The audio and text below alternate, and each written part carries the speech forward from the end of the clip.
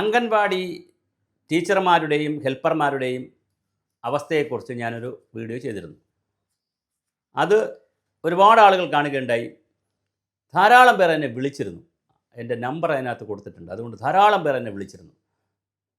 വിളിക്കുമ്പോഴാണ് ഒരുപാട് ബുദ്ധിമുട്ടുകൾ അവർ അനുഭവിക്കുന്നത് അറിയുന്നത്. 3 പ്രാവശ്യമായിട്ടൊക്കെയാണ് അവർക്ക് ശമ്പളം അക്കൗണ്ടിൽ വരുന്നത്.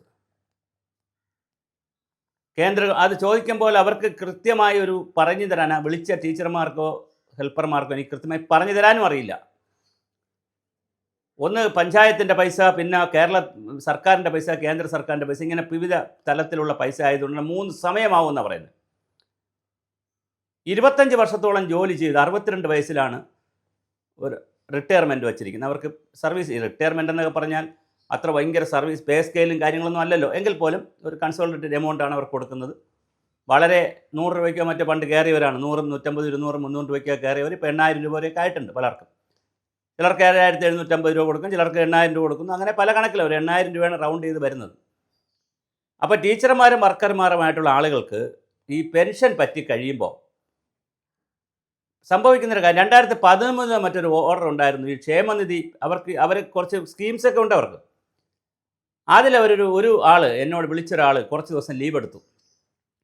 ഇതൊരാളല്ല, ഒത്തിരി പേര് ഈ പരാതി എന്നെ വിളിച്ച് പറഞ്ഞു. അതുകൊണ്ടാണ് ഞാൻ വീഡിയോയിൽ ഈ കാര്യം ഉൾപ്പെടുത്തിയത്. അപ്പോൾ അവർക്കൊരു സർവീസ് ബ്രേക്ക് പോലെ വരും. അവർ ഒപ്പിട്ടിട്ടില്ലല്ലോ. പക്ഷെ പെൻഷൻ പറ്റുന്നതിന് മുമ്പ് അവരെന്തെങ്കിലും ഈ ക്ഷേമനിധിയിലൊക്കെ പൈസ അടയ്ക്കാനുണ്ടെങ്കിൽ നേരത്തെ മേടിക്കണം. അപ്പോൾ ഇനി വർക്ക് ചെയ്യുന്ന എല്ലാ അംഗൻവാടി ടീച്ചർമാരും ഹെൽപ്പർമാരും നിങ്ങൾ പെൻഷൻ പറ്റുന്ന വർഷത്തിന് മുമ്പ് 61 വയസ്സാകുമ്പോൾ, അല്ലെങ്കിൽ 60 വയസ്സാകുമ്പോഴത്തേന്, പിന്നെ 2 വർഷമല്ലേ ഉള്ളൂ, നിങ്ങളുടെ എല്ലാ പ്രശ്നങ്ങളും സർവീസിലുള്ള സർക്കാരുമായിട്ടുള്ള എല്ലാ പേപ്പേഴ്സും നിങ്ങൾ ക്ലിയർ ആക്കിക്കോണം. അപ്പോൾ എന്നോട് സംസാരിച്ച 4-5 പേര് പറഞ്ഞതെന്ന് പറഞ്ഞാൽ ഇത് ഗവൺമെൻറ്റിൽ നിന്നോ അല്ലെങ്കിൽ പഞ്ചായത്തിൽ നിന്നോ ICDS ഓഫീസറോ സൂപ്പർവൈസറോ ആരെങ്കിലും പറഞ്ഞിട്ടുണ്ടേ ഞങ്ങൾക്കിത് അറിയില്ലായിരുന്നു. ഞങ്ങൾ പാവപ്പെട്ട സ്ത്രീകളാണ്, ഞങ്ങൾക്കിത് അറിയില്ലായിരുന്നു. അറിയാത്തതുകൊണ്ട് ഞങ്ങളിത് ഒരു അബദ്ധത്തിൽ ചെന്ന് പെട്ടതാണ്. ഞങ്ങൾ ലീവ് എടുത്തു പല മാസങ്ങളിൽ, ചിലർ 3 മാസം, ചിലർ 6 മാസം, ചിലർ 8 മാസമൊക്കെ സുഖമില്ലാതെ മക്കളെ പ്രസവവും അല്ലെങ്കിൽ കുഞ്ഞുങ്ങളെ വീട്ടിൽ നോക്കുന്ന പല കാരണങ്ങളാൽ അവർ ലീവ് എടുത്തവരുണ്ട്. അപ്പോൾ ലീവ് എടുത്ത പീരീഡ് ശമ്പളം കിട്ടുന്നില്ല. അപ്പോൾ ശമ്പളം കിട്ടാതിരിക്കുമ്പോഴോ അത് കാലത്ത് കട്ടായിപ്പോയി, ക്ഷേമനിധിയൊക്കെ കട്ടായി പോയതുകൊണ്ട് അവർക്ക് പെൻഷനില്ല, മറ്റാനുകൂല്യമില്ല. എന്തൊരു കഷ്ടമാണ്. 24-25 വർഷം ജോലി ചെയ്തിട്ട് 62ാമത്തെ വയസ്സിൽ വീട്ടിലിരിക്കുന്ന 2023 മുതൽ ശമ്പളം ഈ പെൻഷൻ കിട്ടാത്തവരുണ്ട്. ആരും അവരോട് പറഞ്ഞുമില്ല. അപ്പോൾ ഈ സ്കീം തൊഴിലാളികളെ സംബന്ധിച്ച് അവർ സാധാരണക്കാരാണ്, പാവപ്പെട്ട ആളുകളാണ്. അപ്പോൾ അവർ വലിയ വിദ്യാഭ്യാസമൊന്നും ഉള്ളവരല്ല. 7ാം ക്ലാസ്സും 10ാം ക്ലാസ്സും ഒക്കെ പാസ്സായൊക്കെ വന്നവരാണ്. അല്ലെങ്കിൽ ചിലപ്പോൾ ചിലരൊക്കെ ഡിഗ്രി വരെയൊക്കെ പഠിച്ചവർ കാണും. അപ്പോൾ അങ്ങനെയുള്ള ആളുകൾക്ക് കിട്ടുന്ന ശമ്പളവും വളരെ കുറവാണ്, അവർക്ക് ആനുകൂല്യങ്ങളും കുറവാണ്. പെൻഷൻ പറ്റുമ്പോൾ കൊടുക്കുന്ന പൈസയും കൊടുക്കുന്നില്ല, കിട്ടേണ്ട പൈസയ്ക്കും പല ന്യായങ്ങൾ. എന്തൊക്കെ സംവിധാനങ്ങളാണ് നടക്കുന്നത്. ആശാ വർക്കേഴ്സ് നിങ്ങൾ നോക്കൂ, അവർ 250 രൂപയ്ക്കാണ് ഒരു ദിവസം, 7000 രൂപ 250 രൂപയ്ക്കാണ് ഒരു ദിവസം ജോലി ചെയ്യുന്നത്. അപ്പം അവരും 6000-7000 രൂപയ്ക്കകത്താണ് അവർക്ക് ഒരു മാസം കിട്ടുന്നത്. ഇവർക്കും അത് തന്നെയാണ് സ്ഥിതി. അതുപോലെ തന്നെ ആയമാർക്കും അത് തന്നെയാണ് സ്ഥിതി. നമ്മുടെ അല്ലാതെ സ്കൂളിൽ ഇനി പ്രൈമറി സ്കൂളുകളെന്ന് പറഞ്ഞ് കുറച്ച് പേരുണ്ട്, ബാലവാടികളെന്ന് പറഞ്ഞ് വേറെ ചില സംവിധാനങ്ങളുണ്ട്. ചുരുക്കത്തിൽ കേരളത്തിൽ നടക്കുന്നത് വളരെ കൊടിയ വഞ്ചനയാണ്, ചതിയാണ്, എല്ലാമാണ്. ഇതിനകത്ത് അവർ യൂണിയനൊക്കെ ഉണ്ടാക്കി വെച്ചിട്ടുണ്ട്. CITU, AITUC, കോൺഗ്രസ്, BMS എന്ന യൂണിയനൊക്കെ ഉണ്ടാക്കി. അത് ഇടയ്ക്കിടയ്ക്ക് വല്ല വഴിപാട് സമരവും ചെയ്യും. പിന്നെ അവർ സകല പരിപാടിക്ക് വരെ വിളിക്കും. പഞ്ചായത്തിൽ മന്ത്രി വരണമെങ്കിൽ വിളിക്കും, MLA വരണമെങ്കിൽ ഉദ്ഘാടനങ്ങൾക്ക് വിളിക്കും, ഗ്രാമസഭയ്ക്ക് വിളിക്കും, ഓണാഘോഷിക്കും, എന്ത് അലുമ്പ് പരിപാടിയുണ്ട്. ഇപ്പം വിമൻ ക്ലബ്ബ് എന്ന് കുറേ പരിപാടികൾ നടത്തിയല്ലോ. ഈ ഗവൺമെൻറ്റിന് പേരുണ്ടാക്കാൻ വേണ്ടിയുള്ള പരിപാടികളുണ്ടല്ലോ. പിന്നെ എല്ലാ വിമൻസ് ജംഗ്ഷൻ എന്നൊക്കെ പറഞ്ഞ് നടത്തിയല്ലോ. സകല പരിപാടിക്കും ഏറ്റവും മുന്തിയ സാരി ഉടുത്ത് അവർ ചെന്നിരിക്കണം. ഈ അംഗൻവാടി ടീച്ചർമാരും കുട്ടികൾ ചെല്ലണമെന്നില്ല, ആളുകളല്ല. 10 മുതൽ 30 വരെയുള്ള കുട്ടികളാണ്, ഒരു 10 മുതൽ 30 വരെയുള്ള കുട്ടികളാണ് ഓരോ അംഗൻവാടിയിൽ ഉണ്ടാവുക. വളരെ കഷ്ടമാണ്. വാടക കെട്ടിടത്തിലെ കഥ നമ്മൾ കഴിഞ്ഞ ദിവസം പറഞ്ഞു. 10,000-7,000 അംഗൻവാടികൾ വാടക കെട്ടിടത്തിൽ പ്രവർത്തിക്കുന്ന കഥ നമ്മൾ പറഞ്ഞു കഴിഞ്ഞു. ആ വാടക കെട്ടിടത്തിൽ പ്രവർത്തിക്കുന്നു, 2ാം നിലയിൽ പ്രവർത്തിക്കുന്നു, അവർക്ക് ഒരു സൗകര്യമില്ലാത്ത സ്ഥലങ്ങളിലാണ് അവർ പ്രവർത്തിക്കുന്നത്. ഇപ്പോൾ ഇതാ അവരുടെ സർവീസ് ആനുകൂല്യങ്ങളെക്കുറിച്ച് ചിന്തിക്കുമ്പോഴാണ് കൊടിയ എന്താണ് പറയുക, അമാന്തമാണ് നമ്മൾ കാണിക്കുന്നത്. 3 പ്രാവശ്യമായിട്ട് ഒരാളിന് ശമ്പളം കിട്ടുന്നു. ലോകത്തെവിടെയും സംഭവിക്കും. ഈ ഫയൽ എഴുതുന്ന IAS-കാരനൊരു 3 മാസം പോട്ടെ, 3 ദിവസം ശമ്പളം മാറിയാൽ അവർ സമ്മതിക്കുമോ? പോട്ടെ, മന്ത്രിക്ക് 3 ദിവസം ശമ്പളം മാറിയാൽ അവർ ഞാൻ മന്ത്രി എന്ന് പറയുമ്പോൾ വീണ ജോർജിനല്ല പറയുന്നത് കേട്ടോ. ഏത് മന്ത്രി വന്നാലും ഇതൊക്കെ അല്ലേ ഇവിടുത്തെ സ്ഥിതി. ഈ 3 ദിവസം ശമ്പളം മാറിയാൽ അവർ സമ്മതിക്കുമോ? സമ്മതിക്കത്തില്ലല്ലോ. ഈ പറയുന്ന ICD സൂപ്പർവൈസർ മുതൽ മുകളിലോട്ടുള്ള ഏത് ഓഫീസറായാലും ശരി, അവർക്ക് ഒരു ദിവസം ശമ്പളം തെറ്റിപ്പോയി അവർ സമ്മതിക്കൂ, സംഘടിതമായിട്ട് അവർ ബഹളം ഉണ്ടാക്കത്തില്ലേ? എന്നിട്ട് ഇവിടെ എന്താ സംഭവിക്കുന്നത്? ഇതവർ പാവങ്ങളായതുകൊണ്ടാണോ? ഇവർക്ക് സമരം ചെയ്യാൻ പറ്റാത്തതുകൊണ്ടാണോ? ഇവരെ പാർട്ടിയുമായി ടൈപ്പ് ചെയ്തിട്ടിരിക്കുന്നതുകൊണ്ടാണോ? CITUവും IITUs പോലുള്ള സംഘടനകളുമായി ചങ്ങലക്കിട്ടിരിക്കുന്നതുകൊണ്ടോ? എന്തുകൊണ്ട് ഈ സ്ത്രീകൾക്ക് ശബ്ദിക്കാൻ കഴിയുന്നില്ല? അവർ എന്തുകൊണ്ട് ബഹളം ഉണ്ടാക്കുന്നില്ല? അത് വലിയ ചോദ്യമാണ്. ബഹളം ഉണ്ടാക്കിയാൽ എങ്ങനെ വരുമെന്ന് നമുക്കറിയാം. കാര്യം ആശാ വർക്കേഴ്സിൻ്റെ ബഹളം കിടക്കുന്ന കണ്ടില്ലേ? 160, 170 ദിവസത്തോളം ആകുന്നു, സർക്കാർ മൈൻഡ് ചെയ്യുന്നില്ലല്ലോ. അപ്പോൾ ആ ഒരു വിഷയമുണ്ട്. എന്തായാലും വളരെ ഗതികേടാണ് അംഗൻവാടിക്കാരുടെ കാര്യം.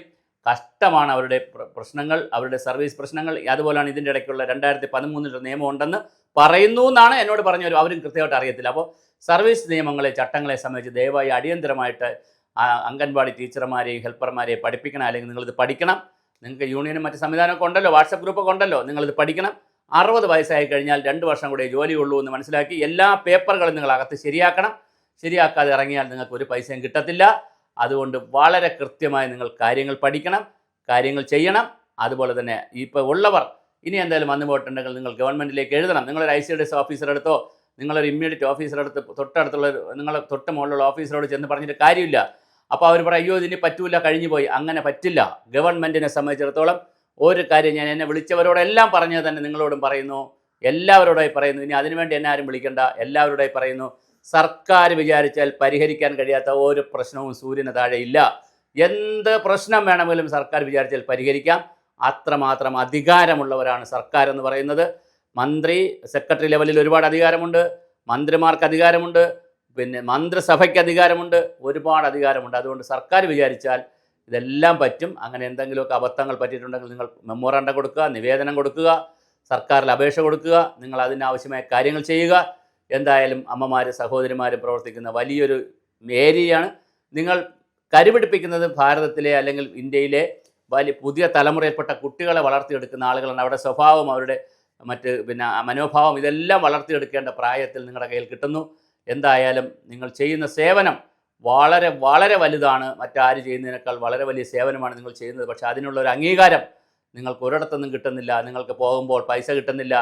റിട്ടയർ ആകുമ്പോൾ നിങ്ങൾക്ക് സഹപ്രവർത്തകരെ വിളിച്ചു കൂട്ടി എന്തെങ്കിലും വല്ല പാത്രമോ ട്രോഫിയോ വാങ്ങിച്ചു തരുമായിരിക്കും. അതിനപ്പുറം നിങ്ങൾക്ക് യാതൊന്നും സമൂഹത്തിൻ്റെ അംഗീകാരവും കിട്ടുന്നില്ല. 25-30 വർഷം ജീവിതത്തിൻ്റെ വസന്തകാലം മുഴുവൻ, ഒരാൾ 62 വയസ്സിൽ പെൻഷനാവുമെന്ന് പറയുമ്പോൾ 25 വർഷം ജോലി ചെയ്തെന്ന് എന്നോട് ഒരാൾ പറഞ്ഞപ്പോൾ അദ്ദേഹം 37 വയസ്സിൽ കയറിയതാണെന്ന് പറഞ്ഞാൽ വസന്തകാലം മുഴുവൻ വല്ല തയ്യൽ തുടങ്ങിയെങ്കിലോ അല്ലെങ്കിൽ വല്ല ബിസിനസ് ചെയ്തെങ്കിലോ ചിലപ്പോൾ ഇതിനേക്കാൾ പൈസ ഉണ്ടാക്കാമായിരുന്നു. അതിനേക്കാൾ ഈ സർക്കാരിൻ്റെ സംവിധാനമാണ്, സർക്കാരിൻ്റെ പൈസയാണ്, സ്ഥിര വരുമാനമാണ്, ഇതെല്ലാ കാലവും കിട്ടും എന്നൊക്കെ വിചാരിച്ച് അതിനൊരു സ്റ്റാറ്റസ് ഒക്കെ നോക്കിയാണ് സ്ത്രീകളൊക്കെ ഇതിൽ പോകുന്നത്. പക്ഷേ കഷ്ടമാണ് അവരുടെ കാര്യം.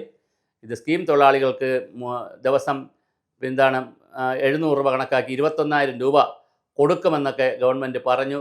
മാനിഫെസ്റ്റോയിൽ എഴുതി വെച്ചിട്ടുണ്ടായിരുന്നു മിനിമം കൂലി കൊടുക്കും. മിനിമം വേജസ് ആക്ട് ഉള്ള രാജ്യത്താണ് നമ്മൾ സംസാരിക്കുന്നത്. മിനിമം വേജസ് ആക്ട് നിലവിലുള്ള സംസ്ഥാനത്താണ് സംസാരിക്കുന്നത്. പക്ഷേ എന്ത് ചെയ്യാം, അതൊക്കെ കാറ്റിൽ പറത്തിക്കൊണ്ട് ഇതൊക്കെ കൊടുക്കേണ്ടുന്ന ഗവൺമെൻറ്, ഒരു തൊഴിലാളികൾക്ക് ഗവൺമെൻറ് എന്നൊക്കെ പറയുന്ന ഗവൺമെൻറ് തന്നെ ഇതൊന്നും കൊടുക്കുന്നില്ല. 21,000 രൂപ കിട്ടാൻ അർഹത ഉള്ളപ്പോഴാണ് 8,000, 7,000 രൂപ കൊടുക്കുന്നു. അത് തന്നെ 3 ഗഡുക്കളായിട്ട് കൊടുക്കുന്നു. പെൻഷൻ പറ്റുമ്പോൾ പൈസയില്ല. സാങ്കേതികത്വങ്ങൾ ഒരുപാടാണ്. എന്തിനാണ് ഇങ്ങനെ അമ്മമാരുടെയും സഹോദരിമാരുടെയും കണ്ണുനീർ ഏറ്റുവാങ്ങുന്നത്? ആരാണിത് പരിഹരിക്കുക? കേന്ദ്രമാണെങ്കിൽ കേന്ദ്രം, കേരളമാണെങ്കിൽ കേരളം, പഞ്ചായത്താണെങ്കിൽ പഞ്ചായത്ത് അടിയന്തരമായി ഇതിലിടപെട്ട് പരിഹാരമുണ്ടാക്കണം.